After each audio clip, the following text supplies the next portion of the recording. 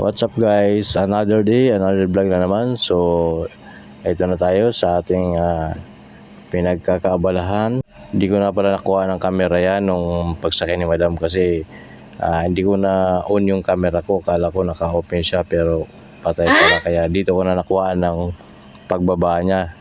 Galing pala si Madam ng Shaw Boulevard kasi may pinuntahan ako doon. So, bali pagkatapos ko doon sa aking pinuntahan, may pumasok na booking. So nagpatid si Madam dito sa malapit sa may circle, may Diliman.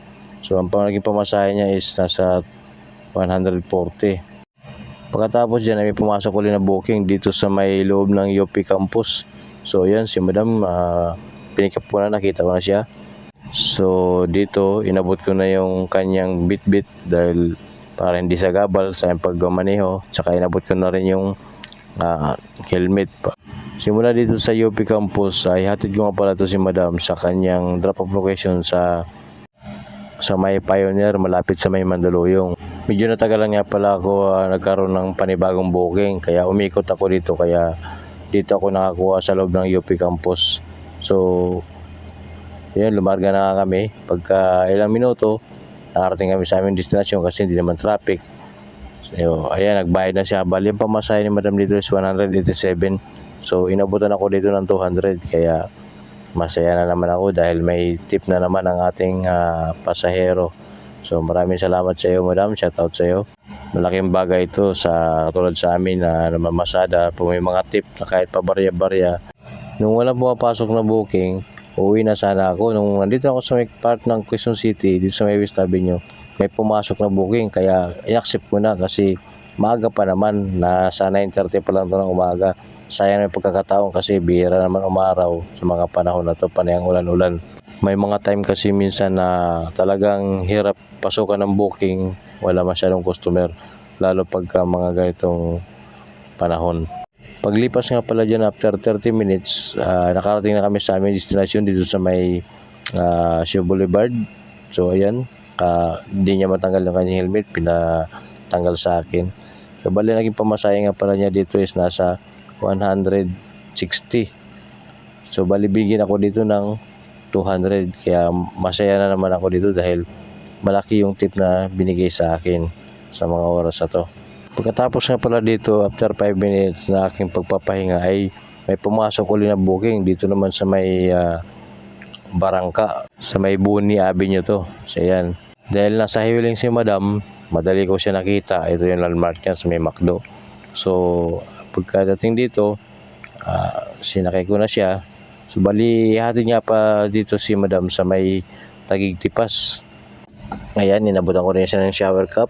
Ang drop-off location niya pala ni Madam is sa Tipas. Bali ang magiging pamasahe niya is nasa 140. Minsan talaga hindi mo inasahan yung area, pagkadating mo may papasok agad na booking. So hindi pare-parehas yung lugar na maraming pasahero. So dito na nga, nakasakay na si Madam, lumarga na kami dito at naghanap ako ng magandang daan para hindi traffic. So sa awa naman ng Diyos, hindi naman traffic yung aming nadaanan, maliban lang doon sa may stoplight bago magpapuntang Tipas. Yun, medyo matraffic doon. So after mga ilang minuto ay ito na, papunta na kami dito sa may Tipas. Dito na siya. So dito kami sa may drop-off location at ang binigay niya ang pamasahe is 150. Bali may tip pa uli ako ng 10 peso. Maraming salamat sa mga ganitong pasahero. Nasa around 10 o'clock na ito yung mga time na to. So bali pagka drop off ko dito, wala pang ilang minuto pinasukan agad ako ng booking. Mabuti na lang yung pumasok sa akin na booking is nasa kabilang street lang, kaya hindi na ako nahirapan. Kaya pagkatapos dito, pinuntahan ko na kaagad.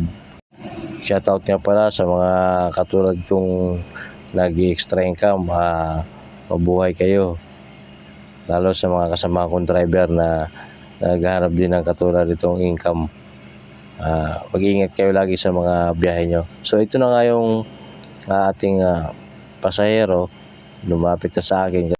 Kaya inabutan ko na siya ng shower cup. So dito pinapaliwanag niya kung saan ko siya idadrop kasi hindi dun mismo sa pin location na kanyang nilagay doon sa booking. Sabi ko, sige tatry natin. Kaya ayan, binigay ko na yung helmet para makalis na kami kasi medyo mainit na. Sabi ko nga sa kanya dyan okay lang ba sa'yo kahit wala kang jacket, mainit yung araw. Sabi niya, ayos lang ako. Kaya tinignan ko maigi yung Google Map kung traffic at mabuti, hindi naman. So ayun, tuloy na ang biyahe at medyo mainit na nga yung araw dito. Sa Makati nga pala ang drop-off location dito ni Madam. Shoutout nga pala dyan sa Mochong Samar, sa mga nanonood ng video ko. Maraming salamat sa inyo. At dyan din sa Bicol, sa Tabaco Albay. Maraming salamat sa mga nanonood ng video ko. Saka dyan din sa may Jeddah, Saudi Arabia. Shoutout sa iyo, paring Mario. Ingat ka lagi dyan. So, pagkalipas nga pala ng kalahating oras, nakarating namin sa may Makati. Dito na kami sa may drop-off location ni Madam. So yun, ang pamasahe niya dito is 140. Pero binigyan ako dito niya ng 150. So may tip din ako ng 10 piso. Pagkatapos nga pala ng drop-off dito, hindi na ako nag-accept ng booking.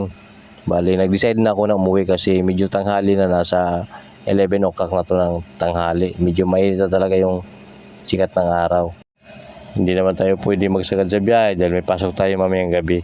Tsaka ang ginagawa ko dito, hindi ako araw-araw bumibiyahe. Parang alternate. May mga every 3 days, every other day, saka ako bumibiyahe pagka maganda yung kondisyon ng ating katawan. So dito na guys, malapit na ako sa bahay.